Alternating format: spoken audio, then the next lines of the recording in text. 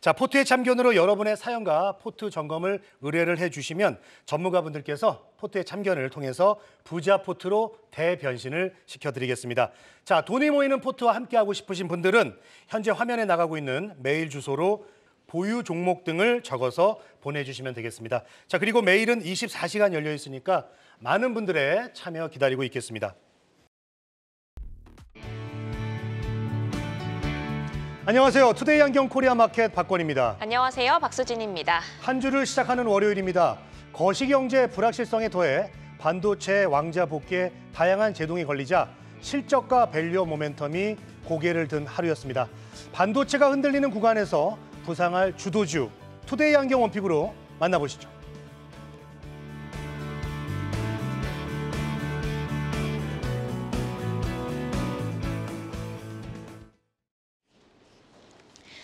네, 그간 시장을 이끌었던 반도체주가 외면받으며 울었던 하루, 투데이 안경 원픽은 호재만발 자동차 부품주 재평가 시작될까입니다. 관세청에 따르면 4월 1일에서 20일까지 자동차 수출이 12.8% 늘면서 증가세를 이어갔는데요. 오는 25일과 26일 1분기 실적 발표를 예고한 현대차와 기아는 SUV와 환율 효과에 1분기 호실적이 전망되고 있습니다. 그리고 최상무 부총리가 밸류업 일환으로 배당 소득을 분리과세하는 방안을 추진하겠다는 소식까지 전해지면서 호재가 겹친 자동차와 부품주에 대한 재평가 기대감이 다시 살아나고 있는데요. 오늘은 황재수 신한투자증권 지점장과 함께 자세히 얘기 나눠보겠습니다. 어서 오세요. 예, 안녕하십니까. 네, 현대차와 기아가 실적 발표를 앞두고 수출 견조세와 밸류업 이슈까지 더해지면서 오늘 시장의 관심을 한 몸에 받았습니다.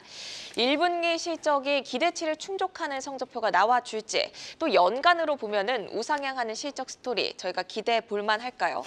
예, 사실상 주식 투자하시는 분 굉장히 요즘에 너무 안타깝죠. 왜냐면 사실 매크로 환경 자체가 너무 불안해졌습니다. 올 초만 해도 금리나 미국 기준으로 6번 낮춘다 그러면은 한 번이 0.25다라고 하면 1.5%나 낮추겠다는 거였는데 지금은 한 번도 될까 말까. 어떤 쪽에서는 또 이제 더 매파적인 쪽에서는 안 내릴 수도 있다라는 분위기 때문에 굉장히 안 좋았습니다. 그럼 과연 이러한 어려운 시장, 그리고 이게 이스라엘, 이란뿐 아니라 이러한 부분에서 어떤 걸 볼까 하면 사실상 지금 실적이 그래도 올해 훼손이 안 되고 늘어나는 곳, 그리고 밸류업 프로그램이 많은 어려움이 있겠지만 국회 통과에 대한 부분도 있겠지만 그래도 밸류업 프로그램이 되는 쪽으로 본다 그러면 사실상 자동차가 이제 사실상 1번으로 뽑히는 걸로 보고 있거든요.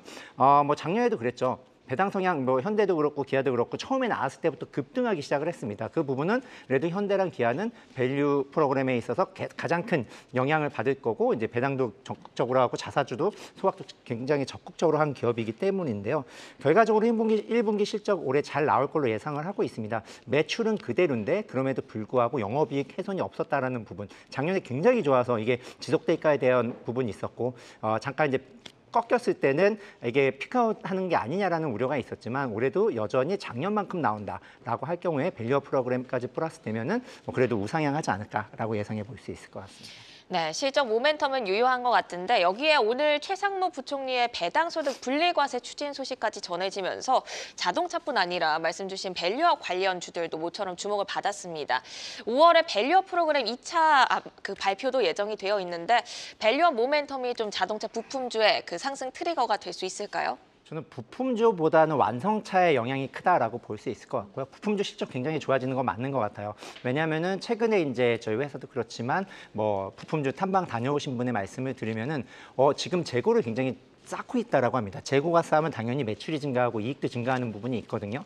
부품주들은 굉장히 좋아질 수 있는데 그게 약간 일시적일 수 있다라는 부분이고 배당 여력이나 자사주에 대한 부분에 대한 여력은 사실 완성차만큼은 있지 않다라고 보고 있기 때문에 결과적으로 밸류업 프로그램으로 오르는 게 아니라 1분기 실적, 2분기 실적은 부품사들 되게 좋아질 것 같거든요. 최근에 이제 타이어주들 지금 매출 증가하는 부분 그리고 이익 굉장히 많이 증가하는 부분에 있어서는 결국 실적은 좋아질 수 있지만 밸류업 프로그램에 있어서 실질적인 수혜주는 현대 기아가 아닐까라고 보고 있고요. 그렇다고 최근 들어서 이제 모멘텀 플레이는 가능할 것 같습니다. 뭐 이따가도 말씀을 드리겠지만 하이브리드 관련된 회사들이 지금 코리아FT라든지 세방전지라든지 굉장히 많이 올라가고 있는 부분이 사실상 뭐 실적 개선도가 그만큼 좋아져서 두 배 이상 좋아져서 주가가 오르는 건 아니라 사실상 모멘텀이 뭐 플러스가 됐기 때문에 급격하게 오르는 부분이 있긴 한데요. 결과적으로 부품주들은 실적 시즌 때 올라서 실적 시즌에 따라서 오른 부분이 있다면 좀 더 이익 실현하는 쪽으로 접근을 하고요. 완성차는 좀 밸류업으로도 가능할 것 같습니다. 네, 완성차 부품 다 실적은 좋아지겠지만 밸류업 모멘텀으로 볼 때는 완성차가 더 유리해 보인다 이런 말씀 주셨습니다. 현재 그러면 현대차와 기아가 밸류에이션 매력도는 어느 정도인지 궁금한데요. 추가 상승 여력은 어느 정도로 보실까요? 네, 우선 과연 이제 글로벌로 이제 대비를 해야 될 것 같고요. 최근에 이제 토요타 예를 들어 차트를 보신 분들이 있을지 모르겠는데 굉장히 많이 차이가 납니다. 뭐 주가가 우상향 엄청나게 했죠. 주가가 폭등하고 있고 사실상 현대 기아에 비해서 한 두세 배 넘는 밸류를 받고 있는 부분이 있습니다. 근데 참 아이러니하게도 현대랑 지분 구조가 굉장히 비슷합니다. 뭐 대주주 물량이 굉장히 적고요. 자사주 물량이 굉장히 많은 부분이 있습니다. 근데 현대기아에 비해서 엄청나게 갔던 부분이 실질적으로 실적도 좋아지는 거 맞습니다. 근데 실적 좋아지는 거 은근히 보면은 GM도 그렇고 포드도 그렇고 실적이 전기차 때문에 굉장히 안 좋아질 거라고 우려냈지만 실적이 되게 잘 나오고 있어요. 이런 부분을 봤을 때 하지만 주가는 굉장히 떨어지고 있고요.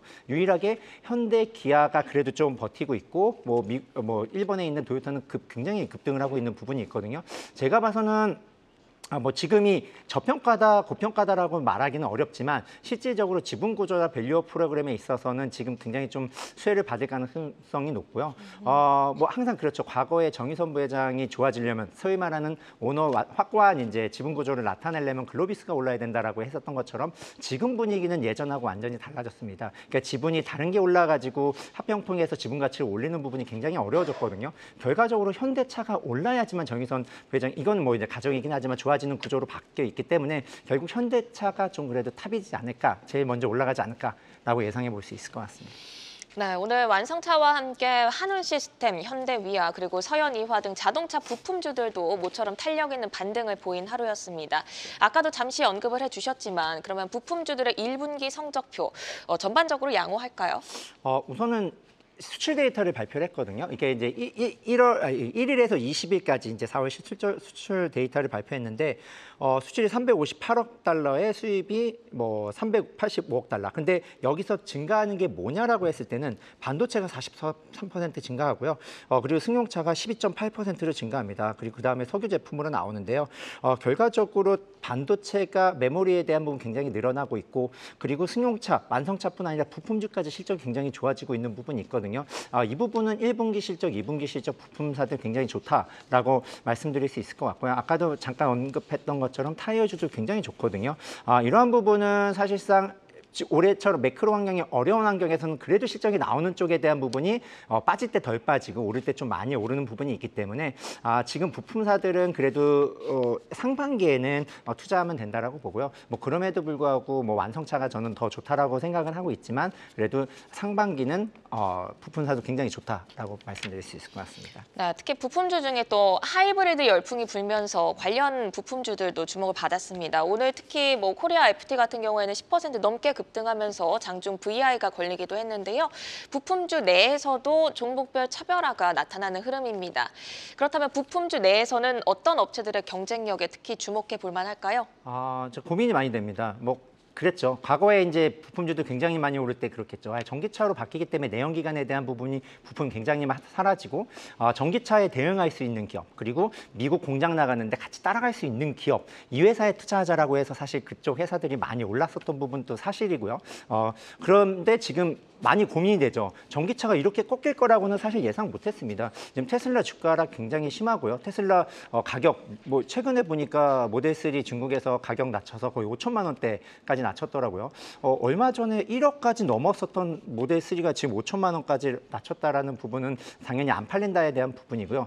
최근에 허츠 그러니까 미국의 최대 렌터카 회사가 전기차를 굉장히 많이 확충했습니다. 왜냐하면은 많은 렌터카를 전기차로 바꾸겠다. 그래서 GM가 엄청나게 사고 테슬라로 다 엄청나게 샀지만 최근에 어떤 경우가 있었냐면은 그걸 이제 그 중고차 시장에 엄청 많이 다 내놨습니다. 그러면서 중고차 가격이 급격히 떨어졌거든요.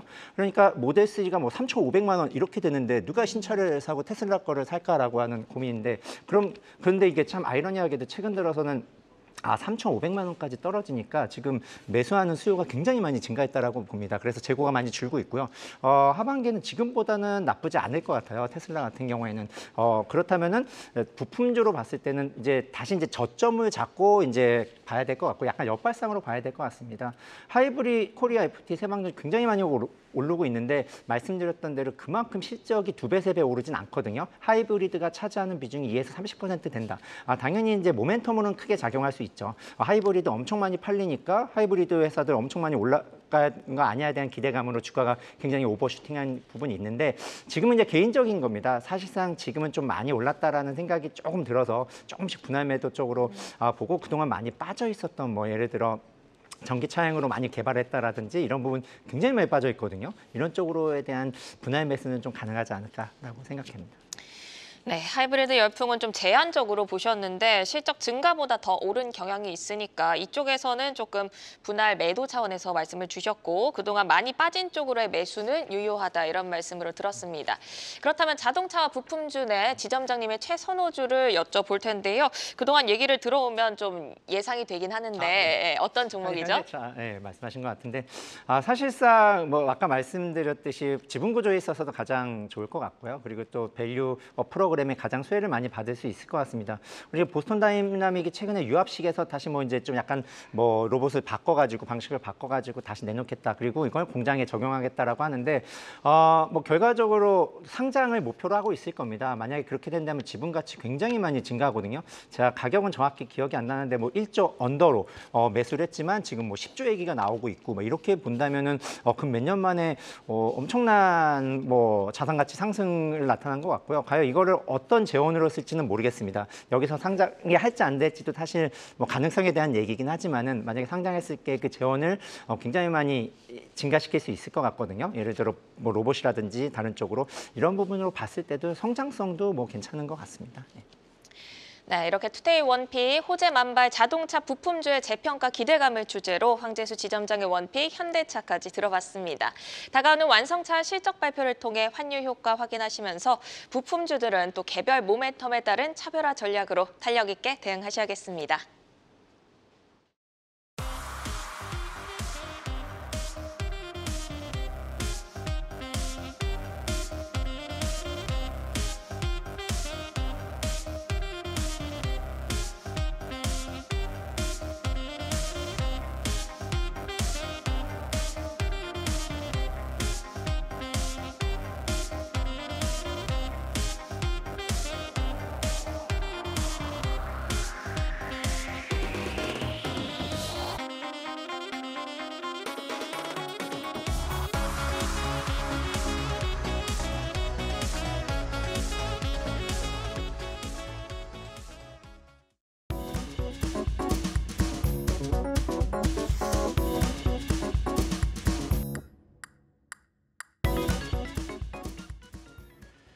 본격 전국민 부자 포트폴리오 만들기 프로젝트 포트의 참견입니다.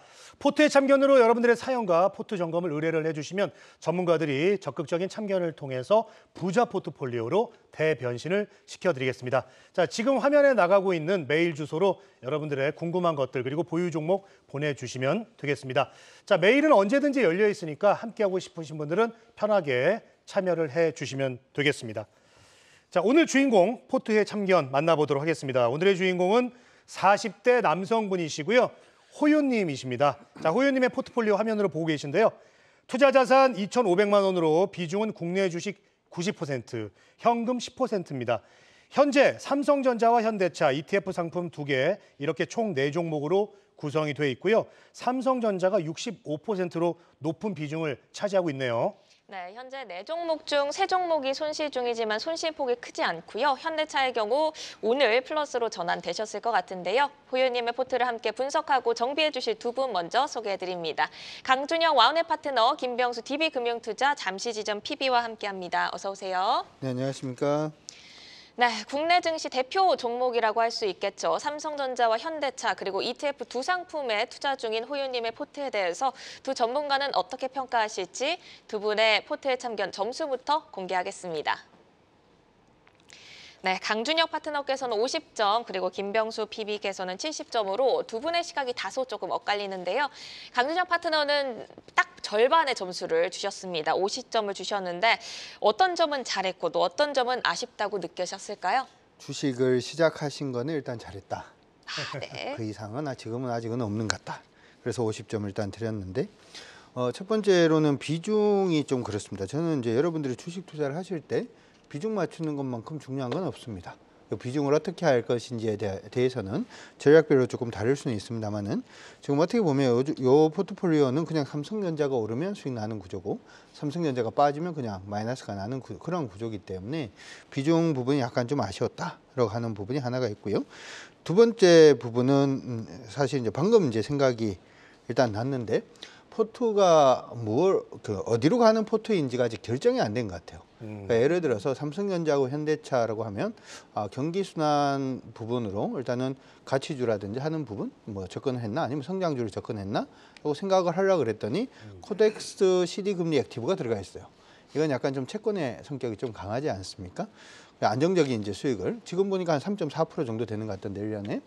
그러면은 이건 또 그 성격은 아닌 것 같고 그래서 한국 대표 종목을 하는가 했더니 또 타이거 미국 S&P 500 또 미국 시장을 또 놓치지 않겠다라고 하는데 그쪽은 또 비중이 4%예요.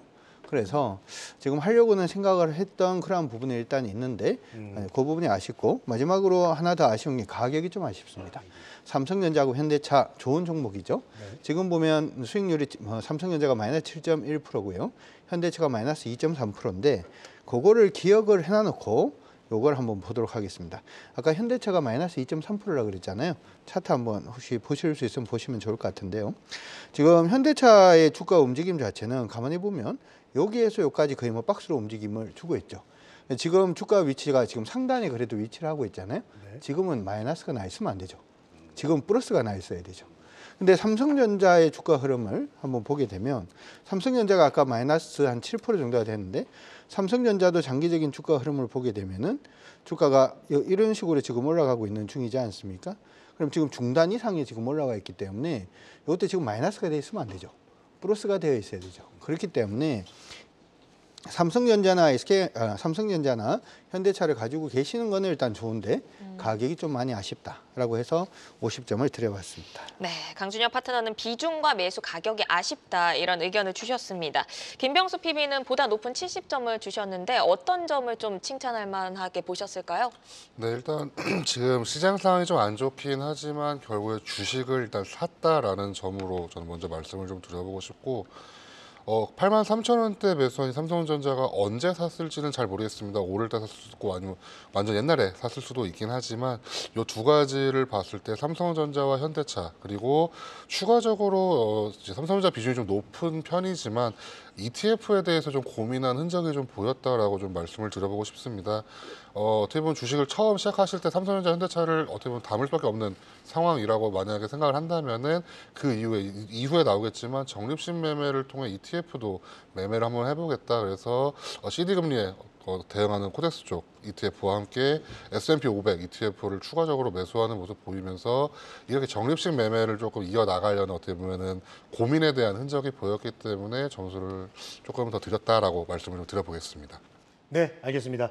자, 강준혁 파트너는 이제 종목 비중과 각각 종목들의 어떤 매수 가격이 좀 아쉽다라고 해주셨고, 김병수 PB는 삼성전자의 높은 비중이 아쉽지만 그래도 ETF에 대해서 뭔가 또 주식을 시작하신 지 얼마 안 됐지만 고민했던 그런 흔적들, 이런 것들은 좀 칭찬해주고 싶다라고 해주셨습니다. 자, 오늘 포트에 참견 주인공은 직접 또 전화 연결이 돼 있거든요. 한번 목소리를 또 들어보도록 하겠습니다. 자, 호윤님 전화 연결돼 있습니다. 호윤님 안녕하세요.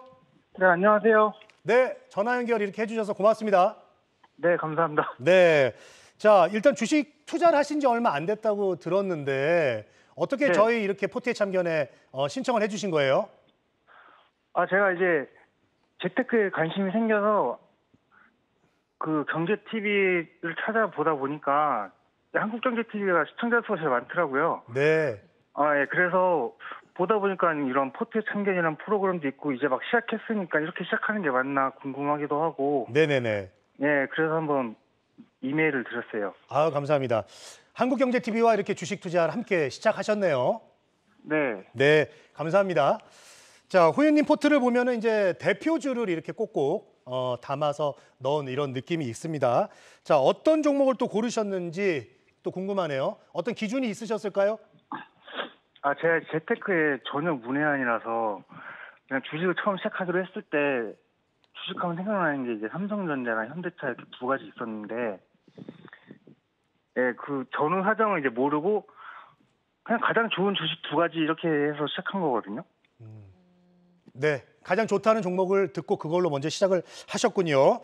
처음에는 이제 네. 삼성전자, 현대차, 기아, 삼성 SDI 이렇게 LG엔솔 등 시총 상위주를 사셨는데 네. 예, 좀 떨어져서 불안해하셨다고요, 맞죠?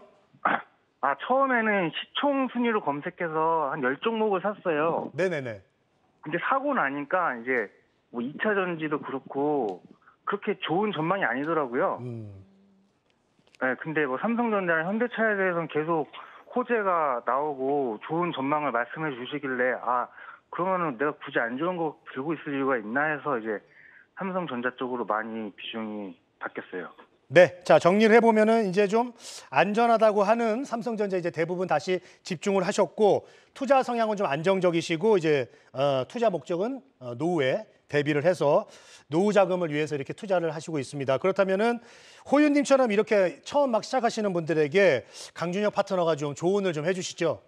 일단 우량주나 안전하다라는 생각을 먼저 좀 버리시는 게 좋을 것 같습니다. 네. 예를 들어서 우리가 여행을 가자, 가족들이 이제 얘기를 하면 그럼 제주도를 갈까? 라고 생각을 할 수가 있죠. 왜냐하면 제주도는 안전빵이 되니까.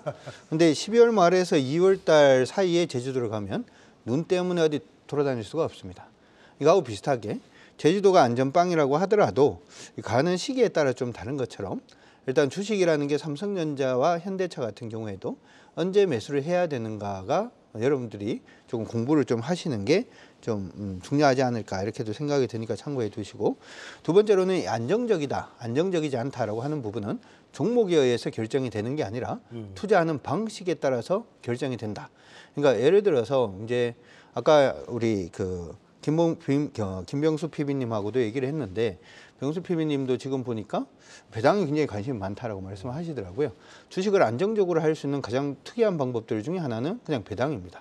그러면 노후를 준비하시는데 크게 뭐 무리는 없다 이렇게 생각이 들고요. 아니면은 조금 위험하다라고 하더라도 경기 순환 종목들이 있죠. 그런 종목들을 남들이 전부 다 싫다라고 할 때 매수를 해서 쭉 들고 가는 그러한 우량주 기준으로 그러한 부분의 방법인데, 그 방법은 조금 더 위험하겠죠.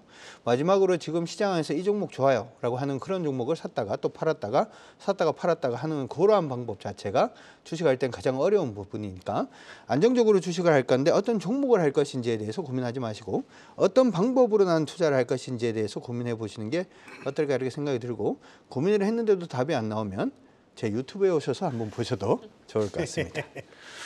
네, 강준혁 파트너의 말씀 들어봤는데요. 호윤님 안녕하세요. 네, 안녕하세요. 네, 안녕하세요. 박수진입니다. 강준혁 파트너님 얘기 잘 들으셨죠? 그 전문가분들이 우량주의 늪에 빠지지 말자 이런 말씀을 요즘 많이 해주시는 것 같습니다. 종목보다는 투자 방식에 따라서 결정된다는 말 해주셨으니까 전략에 참고해 보시면 좋을 것 같고요. 오늘 호윤님의 궁금증도 추가적으로 저희한테 말씀을 해주시면 저희가 해결을 해드리겠습니다. 포트에서 어떤 점이 특별히 궁금하실까요? 아, 제가 ETF에 지금 110 두 가지가 들어가 있는데 이제 그거는 추가적으로 매달 이제 110 추가 매수를 계획하고 있었거든요. 네. 근데 S&P 500을 이제 사자마자 계속 마이너스가 되고 있는데 이런 시점에서도 계속 추가로 매달 매수하는 게 맞는 건지. 네, 그리고요. 또 있을까요? 아, 그리고 이제 삼성전자, 현대차 지금 만약에 목표가에 도달해서 매도를 하게 되면 추후에는 이제 어떤 종목을 골라야 될지 너무 막연해서. 네. 네, 그러니까 첫 번째는 ETF를 지금 매달 100만 원씩 추가로 계속 매수를 하고 계신데 이게 괜찮은 건지 여쭤보셨고, 그리고 삼성전자와 현대차를 팔았을 때, 매도할 때 추후에는 어떤 종목으로 변경을 하면 좋을지 이 부분 궁금하다고 말씀을 해주셨습니다. 계속 함께 하시면서 좀 답답한 마음 푸셨으면 좋겠고요. 호유님의 목표대로 좀 든든한 노후 자금을 확보할 수 있는 그런 부자 포트로 저희가 도와드리겠습니다. 오늘 전화 연결 감사합니다. 예, 감사합니다. 네. 호연님이 다양한 궁금증을 얘기를 해주셨습니다. 첫 번째로 이제 현대차 그리고 삼성전자 대부분 사람들이 좀 안전하다고 좋은 주식이라고 해서 사셨는데 뭐 떨어질 때 뭐 더 사야 한다 이런 말씀도 들었다고 하십니다. 지금 더 사도 될지 아니면은 매도했을 때 어떤 종목으로 옮겨가면 좋을지 이런 말씀을 해주셨는데요. 김병수 PB께서는 어떻게 보고 계실까요? 네, 일단 어떻게 보면 가장 대표적인 종목 두 개입니다. 국가 기관 산업이기도 하죠. 자동차와 반도체 쪽이라고 볼 것 같은데 일단 현대차를 좀 먼저 말씀을 드려보겠습니다. 현대차 지금 24만 5천 원 선 나오고 있는데 환율 쪽에서 이제 원달러 환율에 대해서 굉장히 수혜를 받을 수 있는 대표적인 업종입니다.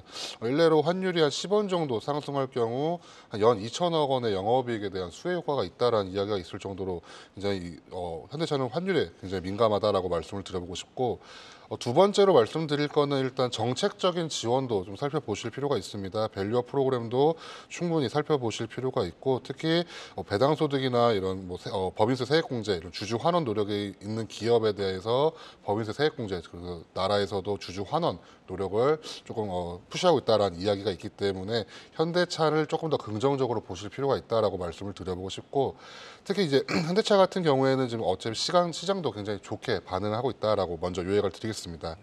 두 번째 이제 삼성전자도 굉장히 궁금하실 텐데 삼성전자 같은 경우에는 주가가 8만 원 넘어갈 때 굉장히 좋았다가 지금 다시 조금 반납하는 좀 안 좋은 모습을 보이고 있는데 요거는 기간을 먼저 말씀을 드리겠습니다. 이번 달 30일에 컨퍼런스 콜이 있습니다. 이번에 실적 설명회 이제 1분기 잠정 실적이 나온 상태이고 확정 실적이 나올 겁니다. 잠정 실적으로는 한 6조 원대 예상을 넘어서 영업이익은 4조 원대를 예상했었는데 6조 원대인 잠정 실적을 공개했었고 이거에 대해서 이제 확정 실적에 대하고 1분기 경영 실적이 오는 30일에 공개가 됩니다. 그때까지 해서 컨센서스 상회 수준을 좀 관심 있게 보실 필요가 있지 않을까. 그 이후에 말씀하신 것처럼 만약에 목표 주가를 간다면은 그 이후에 다른 종목을 찾을 시간은 충분하시기 때문에 일단 지금 갖고 계신 종목들에 대해서 조금 살펴보실 필요가 있다라고 말씀을 드려보겠습니다. 네, 그러면은 삼성전자랑 현대차 조금 더 사도 될까요? 근데 지금 막 주가 상황에서 말씀을 드릴 때는 더 사시기에는 아마 심리적으로 좀 불안하실 겁니다. 지금은 더 사시기보다는 이 종목에 대한 믿음이 필요하시기 때문에 관련된 기사를 조금 더 살펴보시는 것을 추천드리겠습니다. 네. 자, 관련된 내용들을 좀 더 살펴보고 결정을 했으면 좋겠다는 의견 주셨고 또 이런 질문이 있습니다. 우리 증권사 리포트나 이제 전문가분들이 목표가를 설정해 줬을 때 그 목표가가 와서 삼성전자나 현대차를 팔게 됐습니다. 그렇다면 그 이후에 어떤 종목들을 사는 게 좋을까요? 라는 질문을 주셨는데 호윤님 같은 경우는 좀 수익이 크지 않더라도 안정적인 종목이 좋다. 강준혁 파트너님 어떻게 해야 될까요? 질문 굉장히 잘하신 것 같아요. 네네. 보통 이것 때문에 낭패를 보시는 경우가 많은데 보통은 이제 목표가라고 말씀하시는 걸로 봐서 저는 일단 증권사 리포트 상의 일단 목표가라고 생각을 하고 답변해 드릴게요. 네. 증권사 리포트 상의 목표가는 안 옵니다. 왜 안 오냐 하면 이제 주가가 올라가기 시작을 하면 목표가를 증권사에서는 수정을 하죠. 상향 조정을 하고 또 주가가 올라가기 시작하면 보통은 또 상향 조정을 합니다. 또 올라가면은 주가가 또 올라가면 또 상향 조정을 하면서 일반적으로 목표가까지 도달하지 못해요. 그래서 목표가 가면은 팔아야지라고 생각을 했다가 주가 그다음부터는 주가 빠지면은 목표가가 약간씩 낮추어가면서 항상 계리를 가지고 같이 빠집니다. 네. 그렇기 때문에 목표가를 보고 하시기 타인의 어떤 목표가라든지 하는 부분 말고 본인의 어떤 수익 기준 자체를 잡으시면 좋을 것 같고요. 두 번째 제가 아까 그런 얘기를 해드렸죠. 삼성전자하고 삼성전자하고 현대차가 지금은 사실은 플러스가 돼 있어야 된다. 이렇게 말씀을 해드렸는데 그러면 어떻게 잡아야 되는지도 그냥 간단하게 말씀해 드릴게요. 증권사에서 리포트가 나오는 걸 보면 좋은 얘기가 계속 나오는 게 아니라 항상 나쁜 얘기가 나오다가 어느 시점에 좋은 얘기가 나오기 시작을 합니다. 그러니까 의견 자체가 변한다는 거죠.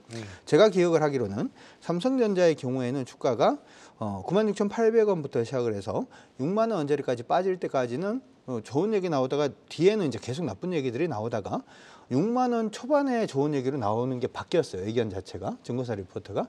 보통은 그 바뀌는 시기 자체를 한번 노려서 매수의 종목들을 찾아보시는 게 좀 도움이 된다 이런 생각이 들고 이미 예전부터 계속 좋다라고 얘기했는 종목은 좋으니까 사람들이 이미 많이 샀고 사람들이 많이 샀기 때문에 다음에 살 사람이 적어진다라는 점을 생각을 하셔가지고 모든 의견이나 모든 흐름은 초기에 잡아야지 수익을 극대화할 수 있다. 어떻게 하면 잡아볼 것인지에 대해서 고민하시는 게 좋을 것 같습니다. 네, 알겠습니다. 또 목표가의 또 허와 실에 대해서 이야기를 해주셨네요. 자, 그리고 또 호윤님께서 ETF 상품을 한 달에 100만 원씩 적금처럼 넣으면서 노후 자금을 준비하려고 하는데 이게 괜찮은 생각일까요? 라고 해주셨거든요. 김병수 PB님, ETF 상품 매수할 때 좀 주의를 해야 될 점 어떤 점들이 있을까요? 네, 일단 ETF 적립식 매매는 어떻게 보면 굉장히 좋은 선택이라고 먼저 말씀을 드려보겠습니다. 코스트 에버리지 효과라 그래가지고 자꾸 낮아지는 가격도 충분히 사게 되면 굉장히 좋은데, 일단 ETF들 확인하실 때 좀 중요한 건 ETF 제목만 보셔도 일단 이 ETF에 어떤 게 담을지는 보이긴 합니다. 하지만 ETF별 구성 종목이라든지 같은 명칭이라고 하더라도 각 ETF 회사별로 구성 종목이라든지 구성 비율이 분명히 차이가 존재합니다. 그렇게 해서 차별점을 두기 때문에. 하지만 결국에 적립식 매매는 대부분 성과를 보고 있는데, 지금 보유한 두 개 이제 ETF를 보게 된다면 하나 S&P 500을 추종하는 거고 하나는 CD 금리를 추종하는 겁니다. CD 금리 같은 경우에는 연으로 따져도 3% 정도밖에 수익이 나지 않기 때문에 요거를 적립식을 하기에는 조금 무리가 있고, 그렇기 때문에 ETF 적립식 매매는 고배당이라든지 아니면은 아예 테마성으로 접근하시는 게 좋을 것 같습니다. 고배당 ETF로는 뭐 요건 기사에서 그냥 찾아본 거기 때문에 살펴보시는 것 중에 좋은 것 중 하나가 아리랑 쪽에 나온 아리랑 고배당 ETF가 이번에 좀 기사가 좀 좋게 나왔기 때문에 이걸 토대로 살펴보시면 좋을 것 같고, 마찬가지로 어떤 테마성을 살펴보실 때는 뭐 바이오라든지 반도체라든지 이런 것도 좋고, 좀 특이한 기사가 나왔던 것 중에 하나가 이제 미국의 캐시카우 100이라는 ETF가 하나 있습니다. 미래에셋 쪽에서 나온 건데 2년 현금 흐름 상위 100개 기업으로 토대로 하는 완전 재무적인 구조를 선별할 수 있다라는 기사가 함께 나오게 됐는데, 제가 이런 ETF들을 소개하거나 추천한다기보다는 ETF 같은 경우에는 이런 테마라든지 아니면 이런 지수라든지 이런 추종 방법들이 굉장히 다양합니다. 그렇기 때문에 지금 막 주식을 시작하셨을 때 어떤 주식이 유망한지 종목을 찾기보다는 시장이나 경제 상황을 살펴보시면서 지금 상황에서는 뭐 금리 인상이 조금 밀리는 감이 있기 때문에 지금은 조금 어떻게 보면은 투자를 많이 받아야 되는 조금 성장주보다는 좀 배당이라든지 아니면은 현금 흐름이 좀 괜찮은 이런 종목들을 선택하는 게 어떨까라는 아이디어를 얻는 차원에서 이 두 가지 ETF를 좀 말씀을 드린 거고, 그 이외에 ETF를 적립식으로 매매하시게 된다면은 결국에는 승리할 수가 있기 때문에 이 방법으로 투자하시는 거를 추천드리겠습니다. 네, ETF가 사실 추종 방식이 다양한데 추천해 주시기로는 고배당 또는 유망 테마를 좀 추종하는 그런 ETF를 추천을 해 주셨습니다. 강준영 파트너께 이번에는 질문을 드려보겠습니다. 호유님이 보유 중인 두 개의 ETF 상품이 장기로 가져가기 좋은 그 상품일지 궁금하거든요.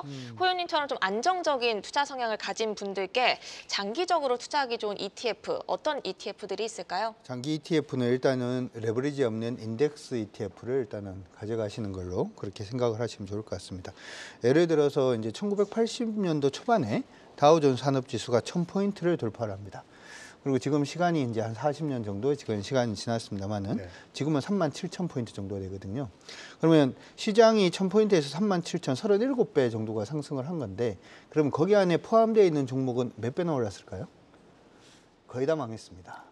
지수에 투자를, 아까 지금은 어떻게 보면 2차 전지가 좋다라고 얘기를 합니다만은 예전에는 정유주가 좋다 이렇게도 얘기를 할 때가 있었고, 뭐 이게 계속해서 종목이 바뀌잖아요. 근데 지수라고 하는 부분은 이제 편입과 편출을 계속하면서 좋은 종목들을 계속 담아놓고 가는 거기 때문에 종목은 사라지더라도 지수는 사라지지 않는다. 그런 부분들 때문에 주식을 처음 하시는 분들 같은 경우에는 지수를 레버리지 없이 그냥 인덱스 투자를 하신 게 이제 바람직하고, 두 번째 아까 이런 얘기를 하셨잖아요. 마이너스 날 때 이제 뭐 해야 됩니까? 뭐 좀 더 사도 되나요? 이렇게 말씀하셨는데 밀릴 때 무조건 사셔야 돼요. 예를 들어서 내가 이제 어떠한 ETF를 샀는데 10,000원에 산 거예요. 10,000원에 100만원치 샀으면 몇 주 삽니까? 100주 사잖아요. 근데 주가가 이제 빠져서 5,000원이 된 거예요. 그럼 몇 주 사죠? 200주를 사잖아요. 그러니까 단가 떨어지는 폭 자체가 굉장히 크겠죠. 올라갈 때는 2만 원까지 올라가면 몇 주 살 수 있죠? 50주밖에 못 사요. 그러니까 단가가 올라가는 폭 자체가 적겠죠. 그래서 일반적으로 인덱스 투자를 할 때는 기본 5년 이상을 한다 이렇게 생각을 하시고, 그 기간 동안에 밀릴 때 종목을 사놓으면 단가 떨어지는 폭 자체가 굉장히 크기 때문에 충분히 수익을 올릴 수 있고, 밀릴 때는 무조건 사시고 오를 때는 차라리 쉬셔도 좋다 이렇게 말씀드리고 싶습니다. 네, 레버리지 없는 지수를 추종하는 ETF, 그리고 특히 밀릴 때 사라는 말씀까지 들어봤습니다. 이렇게 직접 의뢰하신 궁금증까지 저희가 해결을 해드렸는데, 이어서 두 분의 적극적인 포트의 참견부터 들어보겠습니다. 먼저 김병수 PB의 포트의 참견부터 들어볼까요? 네, 화면으로 만나보겠습니다. ETF를 교체 의견을 주셨네요. 환승 종목도 이제 추천을 해드렸는데 말씀을 주신 내용이지만 조금 더 자세히 들어보겠습니다. 네, 지금 ETF로 적립식 매매를 시작하신다고 하셨으니 이 ETF를 좀 말씀을 드리는 건데 CD금리 액티브 이 ETF 굉장히 좋은 ETF입니다. 하지만 이거는 적립식으로 투자하시기에는 방금 저 강준혁 대표님가 말씀하신 것처럼 빠질 때 더 사는 이런 효과가 조금 적기 때문에 적립식 매매로는 적합하지 않다는 말씀을 먼저 드리는 거고, 두 번째로 이제 미국 S&P 500도 결국에는 따라가면 굉장히 좋을 수가 있지만 어떻게 보면 주식을 처음 해보시는 투자자시기 때문에 꾸준히 매수하시기보다는 공부하는 차원에서 테마 쪽 ETF, 테마라는 거는 정치 테마나 이런 게 아니라 업종을 좀 추종하는 이런 ETF들에서 공부해 보시면서 지금은 바이오가 될 것 같다, 지금은 반도체가 될 것 같다라고 선택을 하시면서 한 1년 정도를 적립식 매매해 보시는 게 어떠실까라고 생각을 하고 있습니다. 네, 이어서 강준혁 파트너의 포트의 참견도 바로 이어서 들어보겠습니다. 일단 좀 중심을 잡으시는 게 저는 좋겠다 이런 생각이 드는데, 삼성전자가 요즘 좀 조정을 받고 있습니다. 이전에 이제 주가 흐름을 보면 저는 주기는 그렇게 그러니까 주식의 어떤 그 주기 부분을 좋아하지는 않습니다만은, 삼성전자가 일반적으로 조정을 받기 시작하면 한 달에서 한 두 달 반 정도 조정을 받고 다시금 튀어가는 그런 모습이 있어서 지금은 조정 초기이기 때문에 삼성의 비중이 너무 높으세요. 그래서 비중 자체를 일단은 조금은 줄이시고 현금을 좀 가지고 계셔야지 밑에서 사고 싶을 때 한 번 더 살 수가 있으니까, 그런 의미에서 현금 확보 말씀을 일단 해드리고요. 현대차하고 코덱스 CD 금리 액티브, 그리고 타이거 미국 S&P 500, 요 마지막에 했던 거는 잘하신 것 같아요. 여러분들이 외국 걸 할 때는 환해지를 하면 안 돼요. 무조건. 이 상품 같은 경우는 환해지가 안 돼 있는 상품이기 때문에 나쁘지 않다 이렇게 생각을 합니다. 그런데 아까 이제 제가 쭉 이제 말씀드렸던 부분을 이제 한번 생각을 해보시면, 어떻게 투자할지 먼저 흐름을 잡고 거기에 대해서 공부를 해서 거기에서 맞는 종목들을 내가 얼마쯤 매수를 할 것인지 투자하는 방식이라든지 하는 부분을 정해서 투자를 해야지 사실은 수익을 좀 길게 가져가다든지 안전한 노후를 만들 수가 있으니까, 일단 나머지 종목들은 크게 무리 없으니까 이걸 일단 수익을 내시면서 진짜 내가 어떻게 해야 되는지 한번 고민해 보시면 좋을 것 같습니다. 파이팅 하시기 바랍니다. 자, 개별 종목 두 분의 포트에 참견 봤습니다. 공통적으로 현대차는 보유 의견을 주셨네요. 자, 최종 참견 보도록 하겠습니다. 화면으로 만나볼까요? 네. 자, 우리 김병수 PB 포트의 최종 참견. 적립식 매매는 안전하고 좋은 투자 방식. 자, 이렇게 얘기를 해주셨고요. 네, 강준혁 파트너는 항상 안전한 것은 없다. 이렇게 정리를 해주셨습니다. 네, 김병수 PB께 먼저 호유님께 ETF 전략에 대한 팁을 주시면 좋을 것 같아요. 네, 항상 안전한 방법은 없긴 하겠지만 적립식 매매는 그 위험한 시장 속에서 조금의 안전망을 줄 수가 있기 때문에 지수 추종이건 테마 추종이건 배당 추종이건 이것을 좀 ETF들을 꾸준히 매수하시면서 자산을 모아 가시는 게 어떠실까 생각을 하고 있습니다. 네, 항상 안전한 것은 없겠지만 ETF는 그중에서도 그나마 좀 안전하다.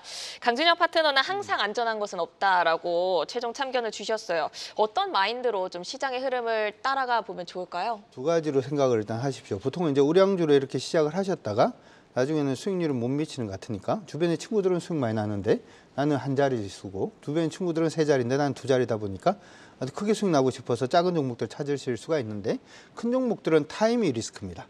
가지고 있으면 올라가는데 ETF도 마찬가지고 중간에 갑자기 내가 파는 것 자체가 리스크가 되고, 작은 종목들 같은 경우에는 이제 변동성이 리스크가 되겠죠.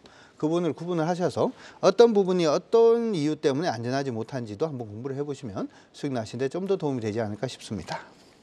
자, 두 분의 최종 참견까지 들어봤습니다. 이렇게 호유님처럼 포트에 참견에 함께하고 싶으신 분들은 화면에 있는 메일 주소로 궁금한 것들과 보유 종목을 보내주시면 되겠습니다. 언제든지 여러분들의 참여 기다리고 있겠습니다.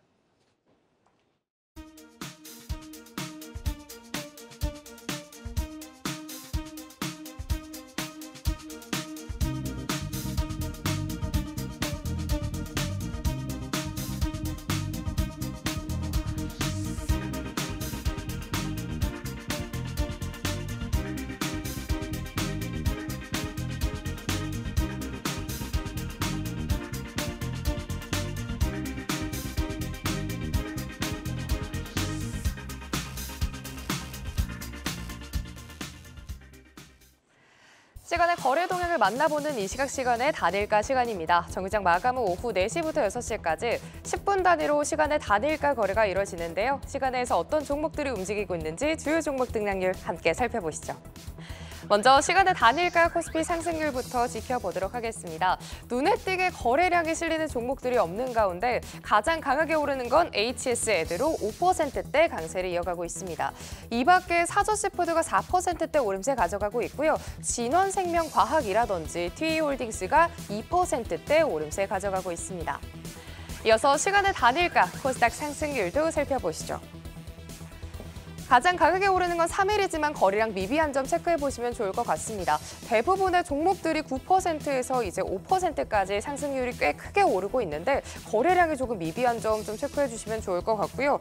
레이 같은 경우에는 오늘 정규장에서 약보합권으로 마감했는데 디지털 덴탈 솔루션 업체죠. 9%대 강세를 보이면서 이 시각 현재 15,030원으로 거래되고 있습니다. 또 한국전자인증 같은 경우에는 5%대 강세를 가져가면서 4,180원으로 거래되고 있습니다. 다음으로 이 시간의 단일가 코스피 하락률도 짚어보도록 하겠습니다. 가장 강하게 밀리는 종목은 SG글로벌입니다. 2%대 약세를 보이면서 1,989원 선 지나가고 있고요. 현대위아가 이 시각 현재 1%대 내림세 가져가고 있네요. 1.2% 하락하면서 56,600원으로 거래되고 있습니다. 또 LS일렉트릭 같은 경우에는 오늘 1%대 약세 보이면서 이 시각 현재 157,000원으로 거래되고 있습니다. 마지막으로 이 시간의 단일가 코스닥 하락률도 짚어보도록 하겠습니다. 바이오솔루션이 2%대 약세를 보이면서 21,700원으로 거래되는 점 체크해보시면 좋을 것 같고요. 상상인 같은 경우에는 그래도 거래량이 1,000주가량 실리면서 1.9% 하락세 보이고 있습니다. 또 크린앤사이언스가 1%, YIK가 1%대, 대부분 조금 1%에서 2%대 조정을 받는 모습입니다. 이렇게 시간의 단일가 상승과 하락률 상위주들 체크해봤습니다. 이어서 시간의 단일가 특징주 탑5 통해서 더 자세히 짚어보겠습니다. 5위 먼저 확인해볼까요? 5위는 HLB 테라퓨틱스입니다. HLB 테라퓨틱스는 오늘 미국 암 연구학회에서 재발성 교모세포종 환자에 대한 이상 임상 중간 결과를 발표한 이슈가 있습니다. 정규장에서는 7%까지 상승했다가 반납하면서 1%대 상승 마감했고요. 시간외에서는 5,000주의 거래량 실리면서 오름세 보이고 있습니다. 이어서 4위 확인하겠습니다. 4위는 원택입니다. 올리지오로 유명한 미용기기 업체인데요. 최근에 우상향 흐름을 이어오다가 오늘 정규장에서 다소 큰 폭으로 하락 전환했습니다. 하지만 시간에서는 소폭의 상승세를 보이고 있는데 이렇게 변동성이 조금 클 때 현 시점에서 어떻게 방향을 잡고 대응을 해야 할까요? 예, 아까도 말씀드렸지만 올해 이제 매크로 환경 안 좋을 때는 실적이거든요. 사실상 미용기기 그리고 뭐 화장품도 굉장히 좋은 상황입니다. 올해 내내 좋을 걸로 예상이 되고 있고요. 미용기기가 비올로 시작을 해서 되게 상승을 많이 했었고 뭐 제이시스 메디칼이 오늘 굉장히 많이 빠지긴 했지만은 그동안 우상향을 그리면서 굉장히 좀 좋았던 모습 그리는 거. 그러니까 시장이 먼저 흔들릴 때 그래도 우상향하면서 계속적으로 증가했었던 부분은 실적인 것 같습니다. 뭐 원택 같은 경우에는 이제 그 레이저 의료기기 이제 RF 고주파, 그러니까 올리지오로 좀 되게 유명한데요. 실질적으로 수출 주도형으로 올해는 바꾸겠다라고 이제 얘기가 나오고 있고, 최근에 증권사 리포트를 통해서도 보듯이 뭐 미국에 대한 직판 구조를 좀 확립한다라든지, 그리고 올해 태국 판매라든지 상반기에 그 브라질 허가에 대한 부분, 그리고 뭐 올해 내에 중국에 대한 허가에 대한 기대를 하고 있는 부분이 있거든요. 실질적으로 판매처를 증가시킨다는 부분은 매출에 큰 도움이 될 수 있을 것 같고요. 최근에 주가 흐름이 좋았다, 뭐 오늘 크게 밀렸던 많은 미용기기 있지만은 그래도 실적에 대한 부분이 탄탄하기 때문에 올해는 또 좀 안전하게 가지고 갈 수 있는 포트의 구성을 해야 되지 않나라고 이제 말씀드릴 수 있을 것 같습니다. 네, 최근에 K미용기기가 수출이나 해외 시장에서의 성적에 대한 기대감으로 조금 강세를 보였었는데 끝까지 실적까지 체크해보시면 좋을 것 같습니다. 3위 열어보겠습니다. 3위는 HB테크놀로지입니다. HB테크놀로지는 반도체 유리기판주로 꼽히는데요. 정규장에서 유리기판주를 포함한 반도체가 전반적으로 밀리면서 약세 마감했습니다. 하지만 HB테크놀로지 시간에서 63만 주 넘는 거래량으로 2% 상승 끌어가고 있습니다. 이어서 2위도 확인하겠습니다. 2위는 SP소프트입니다. 마이크로소프트 관련주로 주목을 받는 솔루션 업체인데요. 오늘 장중 급등에 이어서 시간외에서까지 힘이 좋습니다. 이렇게 내일장까지 에너지를 이어갈 수 있을 걸로 보시나요?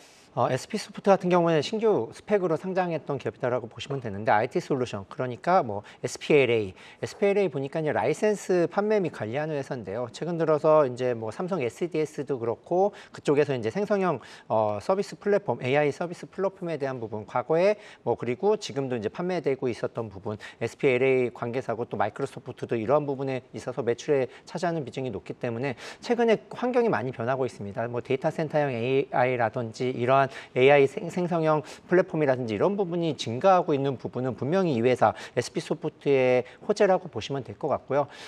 최근에 보통 이런 회사들이 이제 접근할 때는 뭐 급등했던 부분은 사실상 살짝 이제 이익 실현해야 되지만은 뭐 앞으로 매출이 우상향할 가능성이 높기 때문에 언제나 이제 빠질 때마다 매수하는 전략으로 가지고 가야 될 기업인 것 같습니다.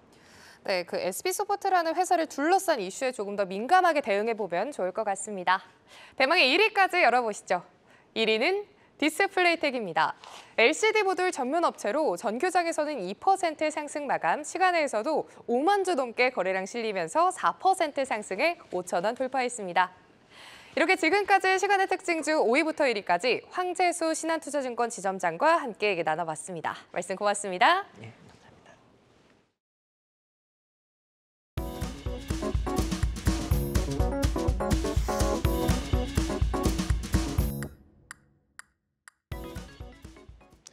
내일은 어떤 종목이 시장의 주인공이 될까요? 주도주로 떠오르게 될 종목 미리 만나봅니다. 내일장 101인데요. 자, 오늘의 내일장 101 화면으로 보시죠. 강준혁 파트너는 CJ입니다. 자, 그리고 김병수 PB는 한국항공우주입니다. 자, 그러면 먼저 강준혁 파트너 내일장 101부터 보도록 하겠습니다. 자, CJ를 뽑아오신 이유가 있을까요?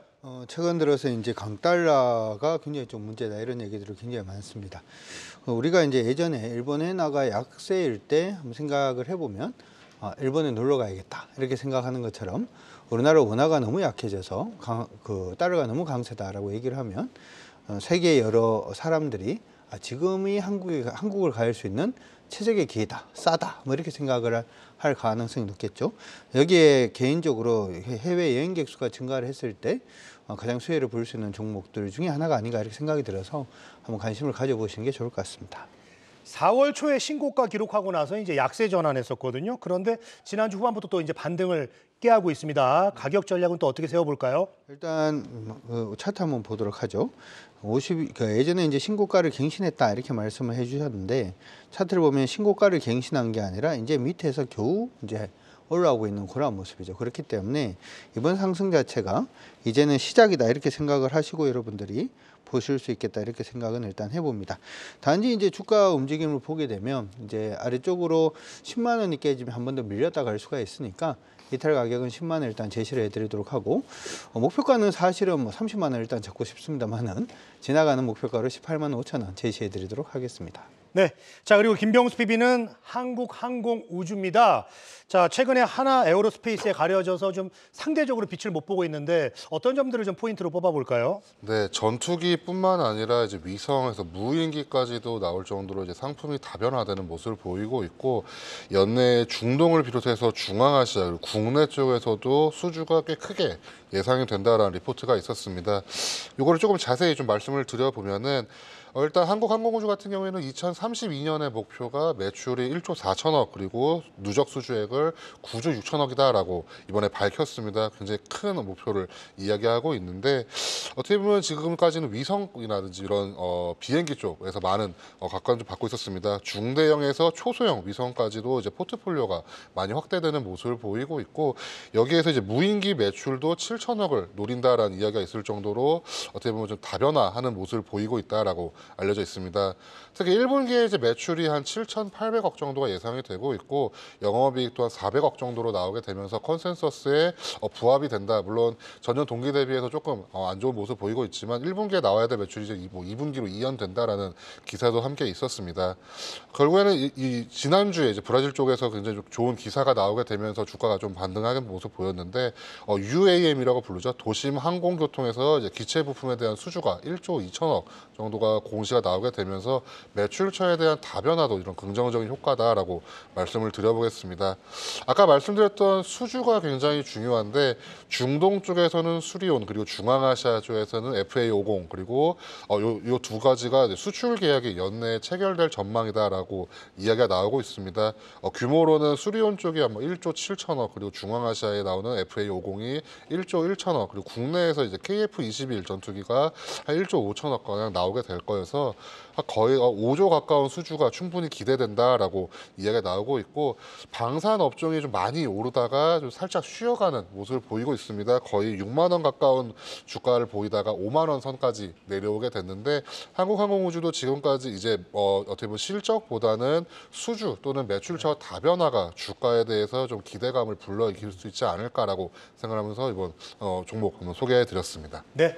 자, 내일장 101 지금까지 강준혁 파트너 그리고 김병수 PB와 함께했습니다. 자, 두 분 고맙습니다. 고맙습니다.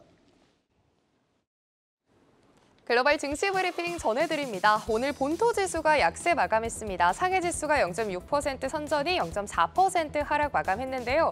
반면에 항생 지수가 중국 당국의 부양책에 힘입어서 마감을 앞두고 이 시각 현재 1% 넘는 강세 보이고 있습니다. 오늘 중국에서는 사실상 기준금리 역할을 하는 LPR 5년물과 1년물이 발표됐습니다. 인민은행은 2개월 연속 동결하면서 안정적인 통화정책 기조를 이어갔습니다. 금리도 금리지만 미중 간의 기술 전쟁이 점점 더 격화되고 있습니다. 미국 하원에서 중국 숏폼 동영상 공유 서비스인 틱톡의 미국 사업 강제 매각 법안을 통과시킨 겁니다. 최근 중국 정부는 국가안보 우려를 이유로 왓츠앱과 스레드를 중국 앱스토어에서 삭제할 걸 지시했는데요. 이렇게 최근 국내 시장에서는 이러한 여파로 틱톡이 한국에 진출하면서 광고주들이 들썩인 만큼 관련 추이들 지켜보시면 좋을 것 같습니다. 이어서 유럽 증시 개장 상황 전해드립니다. 아시아 증시와 달리 유럽 증시 출발이 좋습니다. 닥스 지수가 0.4%, 까크 지수가 0.2% 상승 출발입니다. 지금까지 글로벌 증시 브리핑 전해드렸습니다. 투데이 안경 코리아 마켓 준비한 소식은 여기까지입니다. 함께해 주신 여러분 고맙습니다.